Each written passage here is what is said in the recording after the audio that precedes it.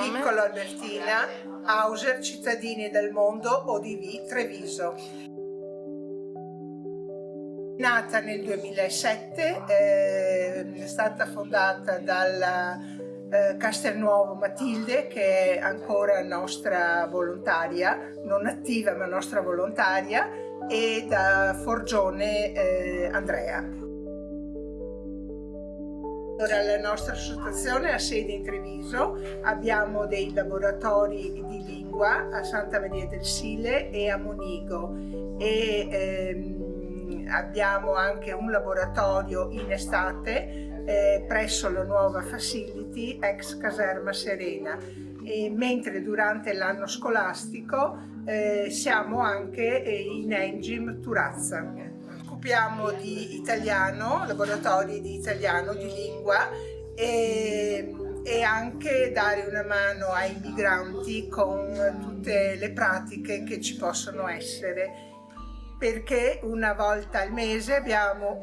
uno sportello a binario 1. Lo sportello aiutiamo tutte quelle persone che hanno necessità di rinnovi di permessi di soggiorno, tessere sanitarie,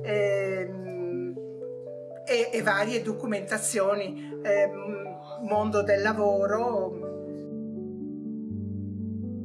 Per continuare come stiamo facendo in questi 2 ultimi anni, che appunto siamo entrati con dei contratti di collaborazione, contratti non si chiamano neanche contratti perché comunque siamo volontari, con la nuova facility e con l'Engim Turazza, di poter continuare quello che stiamo facendo, perché è un dispendio di tempo non da poco e anche di volontari, insomma.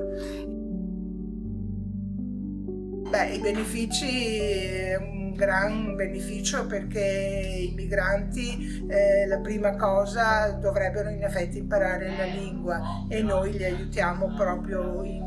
questo, perché è il primo momento di integrazione a nostro avviso, e poi dare appunto una mano che le pratiche non sono poi così facili da gestire, e per delle persone che non parlano bene l'italiano o non lo capiscono bene è ancora più difficile.